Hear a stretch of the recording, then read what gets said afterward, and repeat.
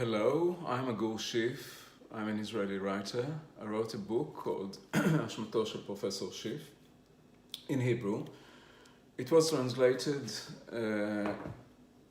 into English. It's called Professor Schiff's Guilt, and it was published by New Vessel Press and translated by Jessica Cohen, who sits beside me. And now I'll be reading a very small segment of the first chapter in Hebrew, and Jessica will follow and complete the first chapter, reading from her own translation in English. So here we are.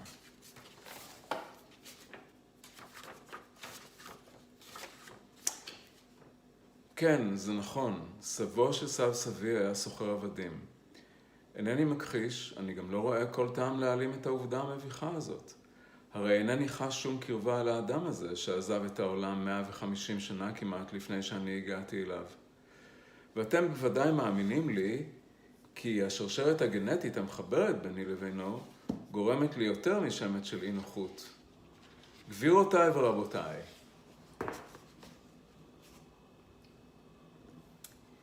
Yes, it's true.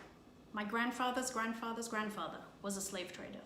I cannot deny it, nor do I see any point in obscuring this embarrassing fact. After all, I feel no affinity with the man who departed this world almost a century and a half before I entered it. And I trust you will believe me when I say that our genetic linkage arouses more than a shred of discomfort in me.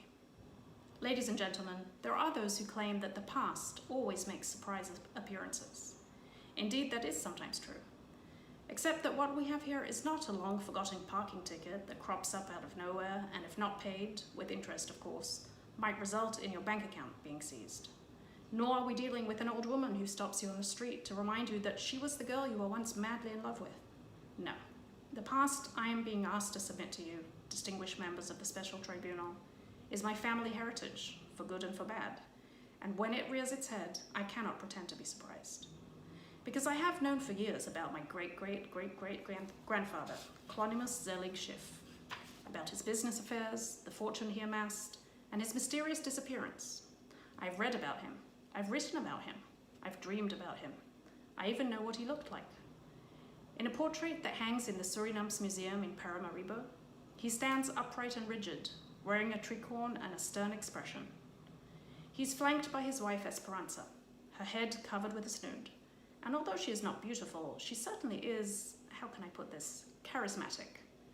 In the background, a ship with billowing sails glides across a flat grey sea that glistens like a sheet of zinc. Naturally, almost instinctively, one seeks out the resemblance. It's a bit like searching a baby's face for the parent's features.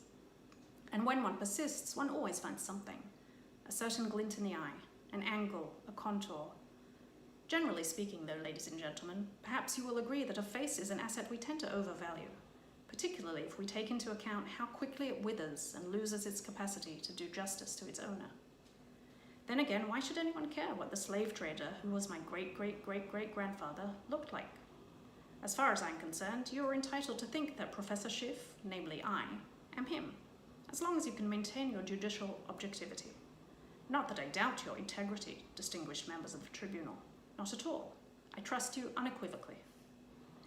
Members of the Special Tribunal, Madam Attorney General, head of the investigation team, I stand here before you. It is hard to believe that up until a few weeks ago, I knew nothing of your existence or of the existence of your lovely country. Truth be told, I could barely have placed it on a map. And so you see, there was not even the slightest chance of me ever landing here. Besides, I'm a truly wretched traveler. I have not the foggiest sense of adventure. Zero aspiration to self-transport. I prefer to stay at home, in my own private disarray, surrounded by the illusion of safety among familiar landscapes. The disruption, the waiting, the carrying, the pushing, the ups, the downs, all these for me are torture. I detest airports, sitting on airplanes, flight attendants' saccharine smiles, small talk with potential partners to an aviation disaster, explanations about life jackets in 2 languages I do not speak, immigration officials, standing in line, staying at hotels, oh yes, sleeping on mattresses that are too soft and smell like too many honeymoons. Special effects from an American action movie blaring from the television in the next room. The impossible modulation of hot and cold water in the drizzle of a shower. not to mention the sojourn itself. City maps that rip down the middle, streets with impossible names, incomprehensible information flashing on a cell phone screen, the fear of pickpockets and overzealous vendors and relentless self-appointed tour guides, and the endless yearning for shade, for shelter from the rain, for a bench to rest on, for a cup of espresso, for a toilet. The mere thought of battling a full bladder while traipsing around a foreign city causes me unimaginable suffering. And what about sustenance? Yes, that is also a challenge for the likes of me, an aging man set in his ways. Be that as it may, precisely when I had made the decision to never again travel more than a 2-hour drive from home, that's gross hours, including traffic jams, I came across a small story in the newspaper. And this inconspicuous item, on the back page of an old daily, is what led me to be standing here before you. It happened during my summer break in the public library. I sat there one morning, leafing through newspapers from June 2006 as part of my research for a book. A different book, of course, not this book that I am writing now, the one in which you yourselves are playing a central role. I was flipping through the papers idly, languidly. My eyelids were drooping, as I recall. My head lolled. You can imagine the scene. A summer afternoon in the reading room, a large but musty space lit with fluorescent bulbs, where the air conditioning's frequent death rattles disturb the readers as they try to doze at the long tables. In fact, my municipal library somewhat resembles this chamber, at least in climate and soundtrack. And then, in front of my half-closed eyes, there appeared a small marginal item at the bottom of the page, a sort of trivial curiosity that the night editor must have fished out from the slush pile to fill in a gap between 2 other articles. I woke up at once.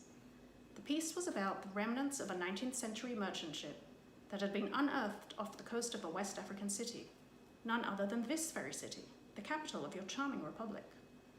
But at the time, as I said, I knew very little, almost nothing to be honest, about your country, your capital, or even this vast continent.